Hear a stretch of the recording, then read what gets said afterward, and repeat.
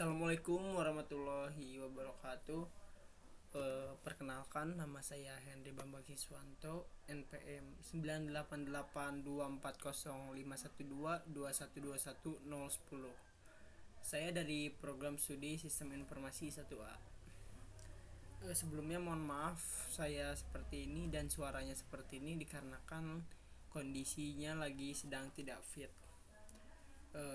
Oke, baik. Di sini saya akan menjelaskan rangkuman materi atau rekapan materi yang telah kami pelajari, yang telah saya pelajari setengah semester ini, dan saya akan kaji ulang kembali dan saya akan jelaskan.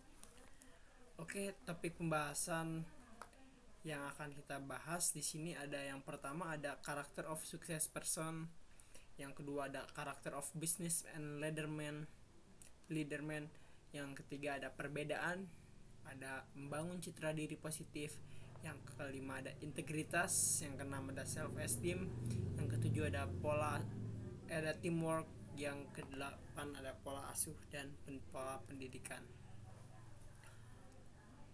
Oke, kita ke pembahasan yang pertama, yaitu character of success person. Mungkin sudah tahu siapa itu Bob Sadino. Ya benar, Bob Sadino itu seorang pengusaha sukses di Indonesia. Haji Bambang Mustari Sadino, atau yang biasa akrab dipanggil Bob Sadino, adalah seorang pengusaha Indonesia yang berbisnis di bidang pangan dan peternakan.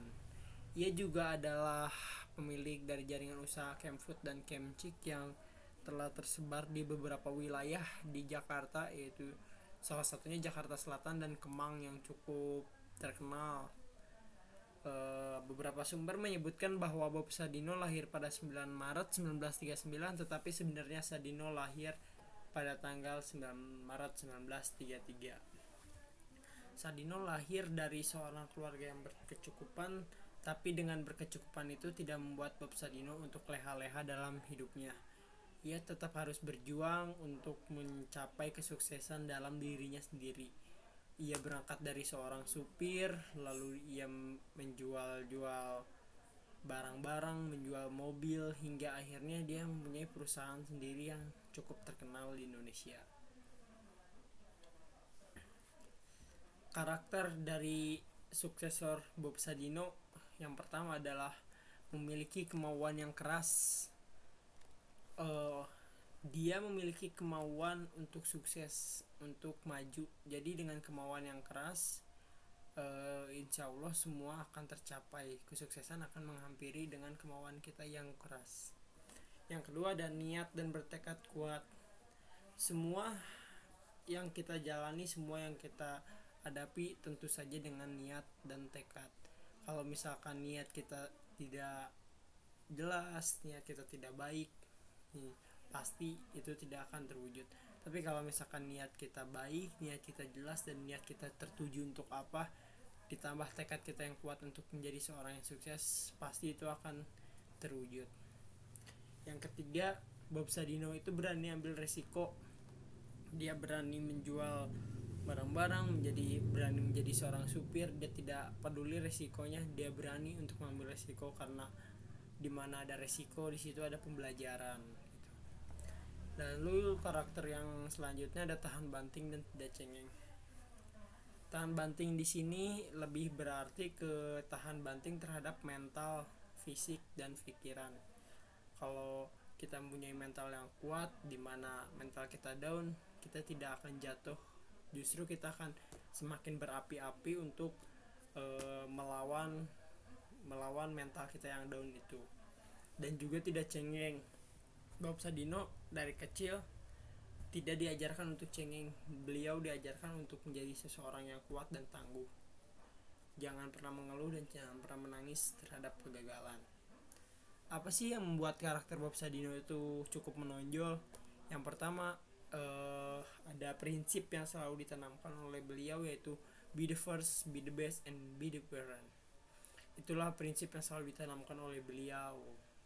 Bob Sadino yang berangkat dari seorang supir hingga mengalami kebangkrutan yang cukup signifikan, hingga sekarang menjadi seorang pengusaha sukses di Indonesia. Bisa kita contoh ini untuk karakternya sama sama prinsip-prinsipnya yang untuk kita sebagai generasi muda untuk meniru karakternya dan prinsipnya.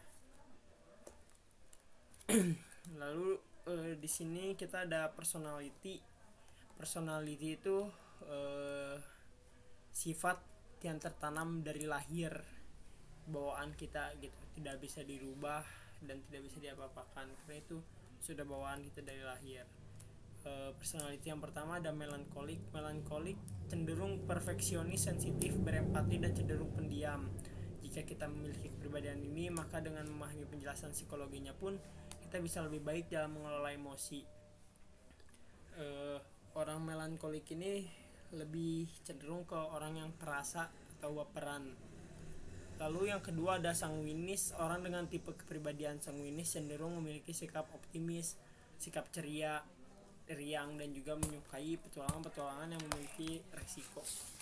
Bisa dibilang kalau orang-orang sanguinis itu orang yang selalu ceria, pencair suasana. Yang ketiga ada koleris. Koleris adalah orang yang ekstrovert, yang berpikir sendiri dan tidak bergantung pada orang lain saat mengambil keputusan. Mereka memiliki kepercayaan diri untuk terus maju dan terus berkata terang. Orang koleris biasanya itu orang yang tegas, dia tidak peduli keputusan yang diambil sama dengan orang lain. Dia mempunyai pendirian tersendiri gitu, jadi mandiri orangnya. Lalu personality yang keempat ada phlegmatic. Seseorang dengan kepribadian phlegmatis biasanya memiliki kepribadian yang tenang dan damai. Itu biasa dibilang orang yang cuek karena dia tidak peduli dengan apa yang ada di sekitarnya gitu. Bukan berarti tidak peduli, tidak ada rasa empati, ada sepertinya, cuma dengan kepribadian yang tenang dan damai jadi dia terlalu cuek dengan keadaan sekitar. Lanjut, di sini ada karakter businessman and leadership. Di sini kita bahas yang businessman dulu, yaitu Bapak Khairul Tanjung. Khairul Tanjung pernah mengalami banyak kegagalan dalam bisnis di kala mudanya. Saat masih kuliah, Khairul Tanjung pernah berjualan buku, menerima jasa pembuatan kaos hingga jasa fotokopi. Usaha tersebut dilakukan untuk mendapatkan biaya kuliah hingga pada akhirnya Citicorp berhasil lahir berkat hasil kerja keras dia di dunia bisnis. Hal yang bisa kita ambil dari beliau yaitu tetap tekun berusaha di tengah kegagalan merupakan kunci sukses yang ia miliki. Jadi walaupun kita gagal, walaupun kita jatuh, tapi kalau misalnya kita tekun, kita tetap berusaha, tidak pantang menyerah, itu salah satu kunci sukses di dunia, kunci sukses untuk menjadi seorang businessman. Karakter yang beliau miliki, yang pertama tekun dan ulet, pekerja keras, berani ambil resiko, tidak takut gagal, dan berani mencoba hal yang baru. Tekun dan ulet, yang seperti yang tadi dijelaskan, tekun dan ulet, berusaha itu merupakan kunci sukses beliau gitu kan. Lalu ada pekerja keras. Orang yang bekerja keras itu biasanya akan menikmati hasil nantinya. Jadi kalau misalnya kita udah bekerja keras, insya Allah hasil juga akan menuntun kita, akan mengikuti gitu. Yang ketiga ada berani ambil resiko. Dia berani mengambil resiko walaupun itu nantinya berujung gagal gitu. Dia pernah berjualan buku, menerima pembuatan kaos, jasa fotokopi. Dia berani ngambil itu dan tidak takut gagal. Kalau misalkan mungkin kalau dia tidak berani berjualan kayak gitu, dia takut gagal untuk mencoba, pasti tidak akan ada jiwa bisnis dia gitu kan. Kalau ada berani mencoba hal baru, dia berani mencoba hal-hal yang baru untuk berinovasi gitu. Tidak hanya itu saja, dia berjualan buku hingga akhirnya dia berani mencoba hal baru dengan membuat kaos, dan membuat kaos itu berkembang hingga dia mencoba hal yang baru lagi gitu. Lanjut, di sini ada karakter leadership yang saya ambil contohnya, yaitu Jenderal Sudirman. Sebagai pemimpin, Jenderal Sudirman merupakan pribadi yang teguh pada prinsip dan keyakinan, selalu mengedepankan kepentingan masyarakat banyak dan bangsa di atas kepentingan pribadinya. Bahkan pas perang gerilya, beliau rela jatuh bangun gitu, walaupun ditandu dengan prajuritnya, ia tetap memimpin para prajuritnya untuk di medan perang. Dia mengesampingkan urusan pribadinya, walaupun dia sakit-sakitan, tapi dia lebih mementingkan keadaan tanah air, bangsa dan negara. Karakter yang dimiliki yang pertama adalah teguh pendirian, mengesampingkan urusan pribadi, cerdas, pantang menyerah, dan keberanian. Orang yang teguh pendirian itu karakter yang penting untuk menjadi seorang pemimpin. Jadi pendirian yang teguh itu mencontohkan prajurit-prajurit kita atau bawahan kita untuk terus semangat mengesampingkan urusan pribadi. Ya, untuk menjadi seorang pemimpin pasti ada resikonya, yaitu harus mengesampingkan urusan pribadinya dan ya harus mengutamakan urusan kelompoknya gitu. Untuk menjadi seorang pemimpin dimanapun itu, di kelas, pemimpin di pekerjaan, kita harus mengesampingkan urusan pribadi kita dan kita harus mengutamakan urusan-urusan yang menurut kita lebih penting gitu. Lalu ada cerdas tentu saja wajib untuk menjadi seorang pemimpin. Kalau kita tidak cerdas, kita ceroboh, itu bisa menjadi bumerang untuk kita untuk menjadi seorang pemimpin dan kelompoknya. Jenderal Sudirman ini dikenal cerdas karena ia setiap akan melakukan sesuatu tidak berpikir mentah-mentah, dia selalu berpikir matang, dia selalu memikirkan taktik apa yang mau ia coba, taktik apa yang mau ia lakukan bersama para prajuritnya. Lalu yang keempat ada pantang menyerah. Walaupun kita gagal, walaupun beliau gagal di dalam medan perang ataupun di dalam taktiknya, dia tidak pernah menyerah dan terus mencoba untuk mencapai sebuah keberhasilan. Dan yang terakhir ada keberanian. Ya betul, seorang pemimpin itu harus berani. Kalau pemimpinnya berani, bawahannya juga pasti akan berani. Untuk sebaliknya, kalau misalkan pemimpinnya penakut, ke bawahnya pun akan penakut. Lalu di sini ada materi tentang perbedaan. Mengapa sih ada perbedaan gitu? Perbedaan itu kan banyak, ada perbedaan agama, perbedaan suku, perbedaan ras, perbedaan budaya, kebiasaan, pola pikir, perbedaan bahasa, perbedaan warna kulit, perbedaan etnis, perbedaan jenis rambut, perbedaan warna rambut ataupun dan lain-lain. Justru dengan yang ada perbedaan itu membuat kita jadi satu gitu. Kalau misalkan di dunia ini atau di ruang lingkup kita itu tidak ada yang berbeda, itu akan menjadi hal yang buruk, karena di mana ada perbedaan itu menjadikan kita untuk berpikir, oh iya ini beda, ini beda, ini beda. Bagaimana kita untuk menyatukan itu semua gitu kan? Jadi di sini ada dampak positif dan dampak negatifnya untuk perbedaan kita sendiri. Tentu saja sarannya untuk perbedaan, kita harus lebih toleransi terhadap perbedaan, mau itu perbedaan agama, perbedaan suku, perbedaan ras, dan perbedaan budaya gitu. Kita harus menghormati apa yang mereka anut gitu. Misalkan di kelas ada orang yang beragama Islam dan beragama Kristen, tentu saja kita, walaupun kita berbeda, kita harus tetap bersatu karena kita itu sama gitu. Tidak ada yang berbeda, hanya berbeda agama yang kita anut aja gitu. Dan perbedaan itu nggak boleh sampai timbul gesekan. Justru kita harus menjadi satu kesatuan walaupun itu perbedaan.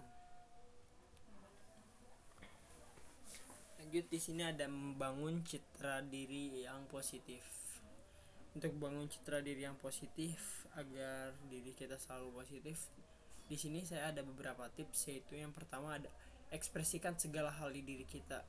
Ayo kita kembangkan segala yang ada di diri kita, entah itu bakat, entah itu minat, entah itu apapun itu yang ada di diri kita, ekspresikan, jangan pernah kita pendam. Karena kalau kita pendam itu sama aja tidak pernah keluar yang ada di diri kita.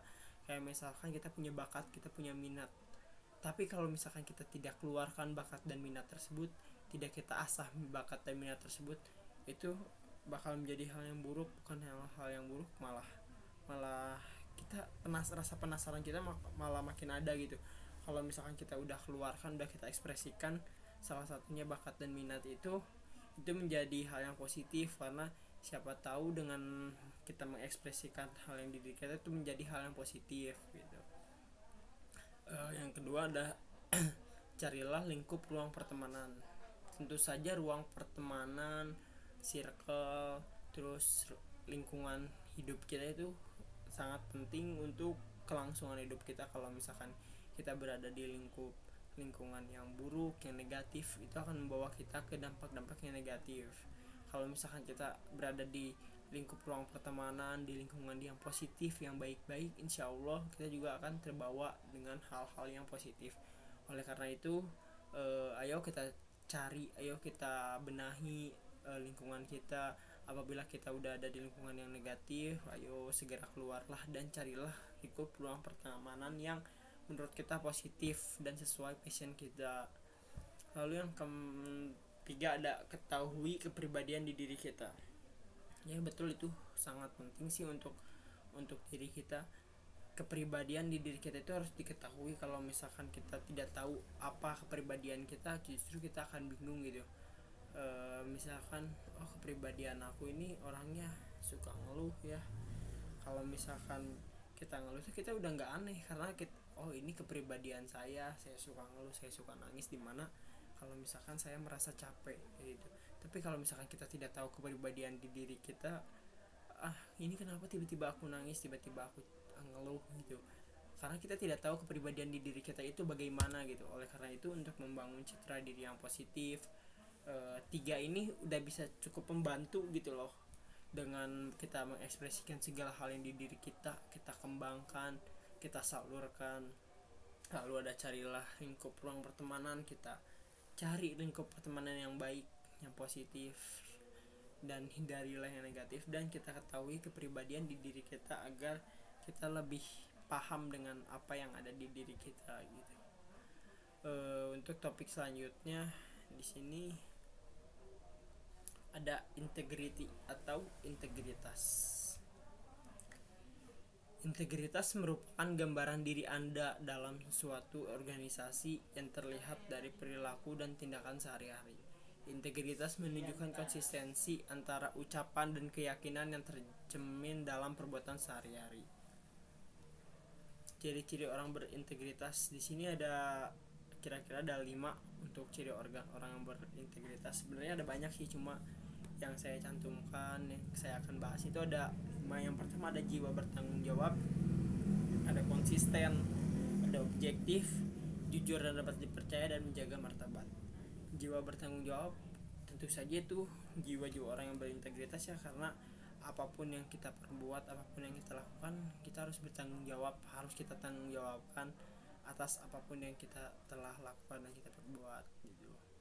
Yang kedua ada konsisten dalam menjalani hal, konsisten dalam kita melakukan sesuatu. Jadi tidak pelin-pelan untuk melakukan sesuatu dan tetap konsisten untuk apa yang kita jalani.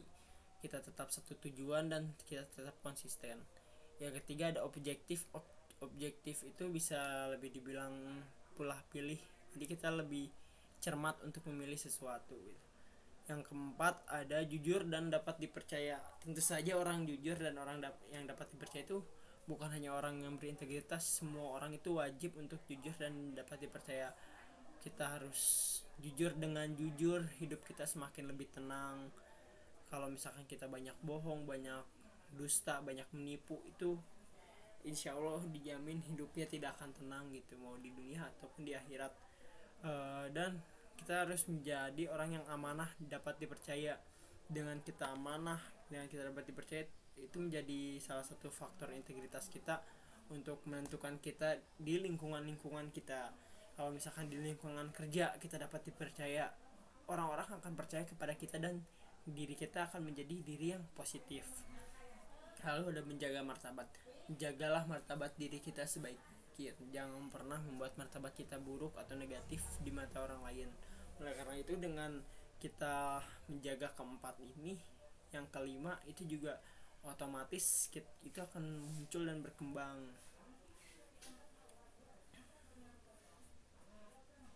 Di sini saya mengambil contoh untuk orang atau tokoh yang berintegritas, yaitu Dr. Andes Muhammad Hatta.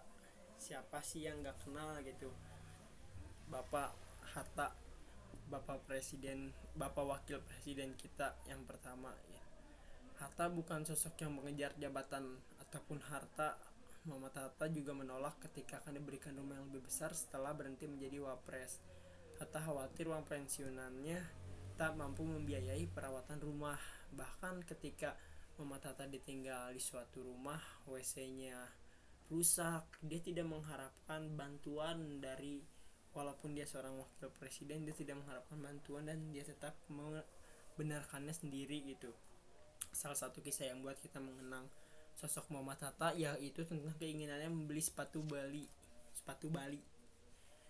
Itu udah ramai gitu di media sosial gitu sejak dahulu. Hatta menyimpan keinginan untuk membeli sepatu seharga mahal itu. Dia pun sampai menyimpan potongan kertas tentang sepatu Bali itu, namun hingga pada meninggal pada 14 Maret 1980, keinginan Hatta untuk membeli sepatu itu tak terwujud. Hatta lebih memilih hidup sederhana daripada untuk membeli sepatu yang tidak penting itu, walaupun itu keinginannya, tapi harga yang sangat mahal bisa digunakan untuk hal-hal yang lebih penting gitu. Bisa kita contoh ini dari sosok integritas Muhammad Hatta, walaupun dia wakil presiden, dengan sifatnya yang seperti ini menunjukkan menjadi cerminan bagi rakyatnya gitu, menjadi pedoman untuk sikap dan karakternya. Kita akan membahas topik tentang self esteem. Self esteem itu lebih ke diri kita sendiri ya. Self esteem terbagi menjadi 4, yaitu ada open self, hidden self, blind self, dan unknown self. Open self, bentuk ruang diri yang menjelaskan seseorang yang saling terbuka terhadap dirinya maupun orang lain. Ini lebih ke kepribadian kita yang lebih terbuka, yang orang lain tahu dan diri kita sendiri tahu. Contohnya kayak saya sendiri nih orangnya gampang akrab, saya sendiri orangnya ceroboh. Ya benar, saya orang yang ceroboh, menurut orang lain pun juga begitu gitu. Lalu ada blind self, bentuk ruang diri di mana kita tidak dapat memahami siapa, motivasi, perasaan, dan pikiran diri kita sendiri, namun orang lain dapat memahami diri kita. Mungkin menurut orang lain, oh kamu itu begini, tapi kita tidak tahu gitu, kita ini seperti ini gitu. Contohnya kayak blind self, nih kamu orangnya pelin-pelan, tapi kita tidak tahu bahwa kita itu orangnya pelin-pelan, kita orangnya asik misalkan, walaupun di diri kita saya orangnya biasa aja, tapi menurut orang lain dia paham kalau misalkan aku orangnya itu asik kayak gitu. Lalu ada hidden self, kemampuan untuk merahasiakan atau menyembunyikan hal yang menurut kita tidak perlu untuk dipublikasikan pada orang lain. Contohnya kayak hidden self diri kita sendiri itu kayak misalkan orangnya tuh gampang nangis, orangnya tuh sering nangis ya, gampang nangis, sering mengeluh. Itu termasuk ke hidden self, karena siapa yang mau sih orang-orang tahu tentang hidden self kita, karena itu kan hidden self termasuk ke rahasia diri kita gitu, untuk kita tutupi dan tidak perlu ada orang yang tahu itu, dan tidak kita publikasikan. Lalu yang keempat ada unknown self, ruang diri di mana dia tidak dapat mengenali dirinya sendiri, bahkan orang lain juga tidak bisa mengenali dirinya. Unknown self itu bisa lebih tepatnya diri kita, sebenarnya sifat itu ada di diri kita tetapi kita tidak tahu gitu, dan orang lain pun tidak tahu bahwa sifat itu ada di diri kita kan. Jadi susah sih untuk mengenali unknown self ini sendiri. Lalu di sini ada teamwork atau kerja tim. Kenapa orang sulit untuk bekerja tim? Yang pertama, egois. Orang egois itu membuat tim itu untuk sulit bekerja, karena orang egois itu hanya mementingkan dirinya sendiri dibanding kelompoknya. Jadi kalau misalkan ada orang egois itu udah pasti sih susah untuk diajak kerjasama, karena dia akan memilih apa yang buat dirinya senang dulu daripada untuk kelompoknya. Yang penting dirinya udah maju, yang penting dirinya udah sukses, yang penting dirinya udah berkembang, dia tidak akan memikirkan kelompoknya. Lalu yang kedua ada orang yang sulit bersosialisasi. Sosialisasi merupakan faktor penting dalam kerja tim gitu. Tentunya sosialisasi yang baik akan membantu untuk kerja tim ini. Ya, sosialisasi merupakan faktor yang sangat penting gitu kan dalam kerja tim. Lalu yang ketiga ada kurangnya komunikasi. Kerjasama tim yang baik yaitu tim yang komunikasinya berjalan dengan lancar tanpa adanya kendala. Komunikasi, sosialisasi itu faktor-faktor yang sangat penting dalam kerja tim, mau itu kerja tim dimanapun itu. Komunikasi itu sangat penting. Jadi kalau komunikasi kita berjalan dengan lancar dengan orang lain, dengan leader kita, dengan siapapun itu, komunikasi kerja tim akan berjalan dengan baik dengan sendirinya. Yang keempat, orang introvert tentu saja susah diajak kerja tim karena seluruh anggotanya terlibat harus berperan aktif. Jadi kalau misalkan kita orang yang introvert, ada salah satu anggota kita orang introvert, itu tentu saja untuk sulit untuk diajak bekerja tim, karena yang namanya kerja tim, kerja kelompok itu seluruh anggota itu harus terlibat, seluruh anggota itu harus berperan aktif dalam tim tersebut. Dan yang kelima adalah konflik. Dalam tim atau dalam kelompok atau dalam kerja tim, hindarilah konflik maupun dari eksternal maupun internal, karena itu akan menyulitkan dalam kerja tim gitu. Kalau misalkan di tim kita itu banyak konflik, di tim kita itu banyak masalah, banyak perpecahan, banyak gesekan, itu sulit sekali untuk kita bekerja secara tim gitu kan. Jadi kalau misalkan ada gesekan, ada konflik antara orang ini dengan orang ini, sebisa mungkin hindari dulu gitu, atau sebisa mungkin perbaiki dulu, karena kita ini tim gitu. Walaupun ada konflik, sebisa mungkin kita hindari gitu.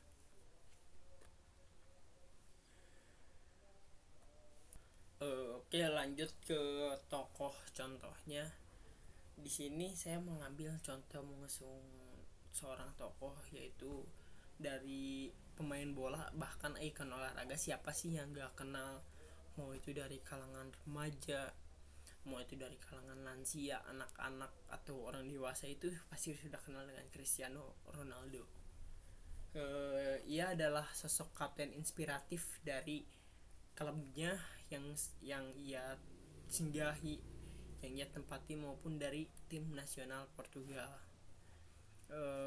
Salah satu kisah inspiratifnya yaitu ketika ia membawa negaranya, ia membawa tim nasionalnya yaitu Portugal menjadi juara Eropa untuk pertama kalinya gitu kan.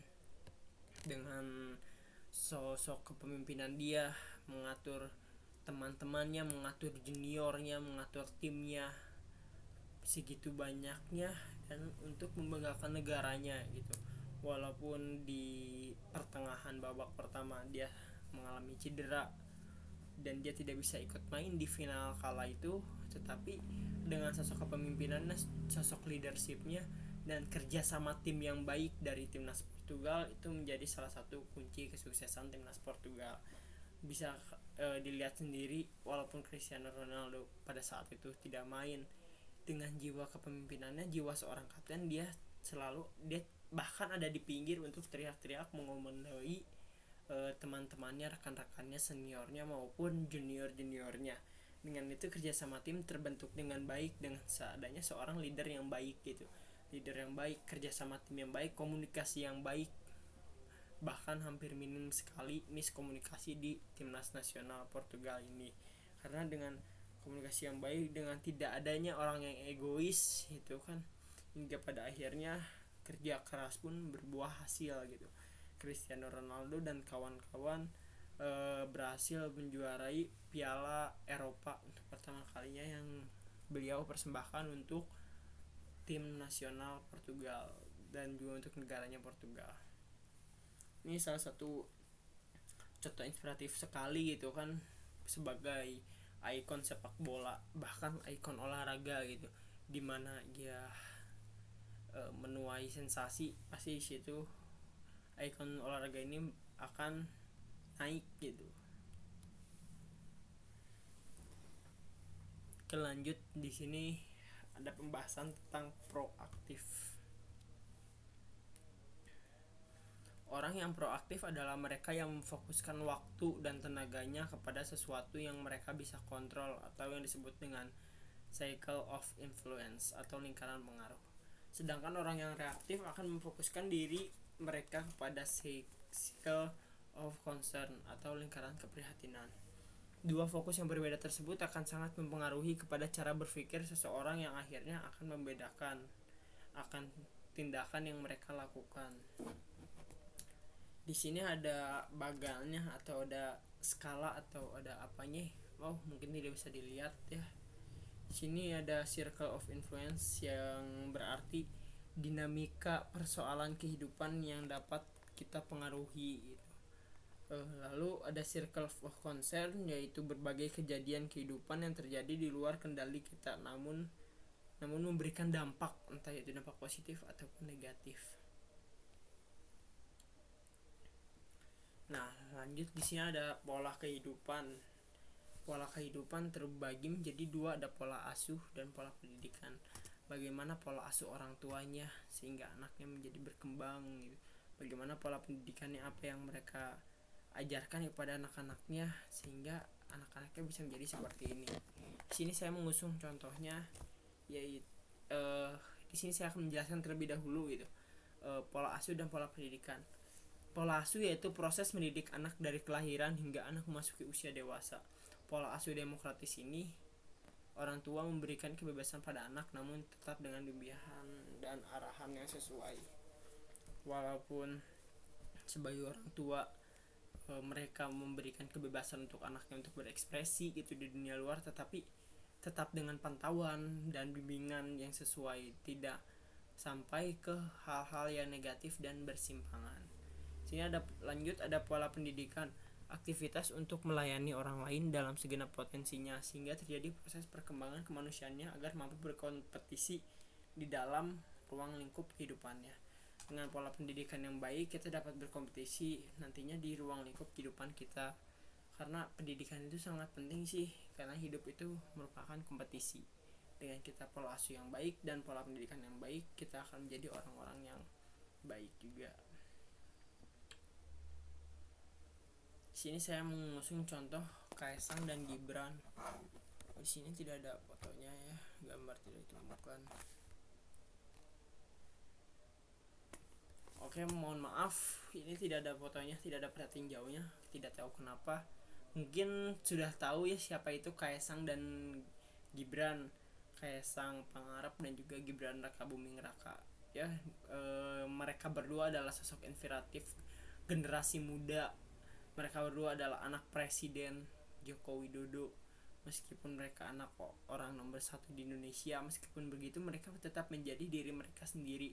Mereka memiliki minat terhadap bisnis, kuliner meski masih muda. Mereka dibilang menjadi pengusaha sukses saat ini. Hal yang tidak terlepas dari gaya parenting Jokowi yang menjadi orang tua teladan bagi anaknya. Dengan gaya asuh, pola asuh dan pola pendidikan yang diberikan oleh Bapak Jokowi dan juga Ibu Iriana itu menjadi orang tua teladan bagi anak-anaknya hingga anak-anaknya bisa sukses seperti ini. Beliau menjadi teladan untuk anaknya dalam hal kesederhanaan, tidak pernah marah dan juga mengajarkan untuk selalu rendah hati. Selain itu, orang tua Kaesang dan Gibran ini juga melatih anaknya agar mandiri dan dengan menyekolahkan mereka jauh dari orang tua. Pak Jokowi dan Ibu Iriana ini sengaja menyekolahkan anak-anaknya jauh dari orang tua supaya mereka bisa mandiri, mereka bisa bertahan hidup, bagaimana sulitnya mencari uang gitu. Walaupun bapaknya seorang presiden, mereka tetap berusaha mencari penghasilan dengan cara berdagang. Mungkin yang saat ini viral gitu, Pak Jokowi adalah seorang pengusaha kayu juga.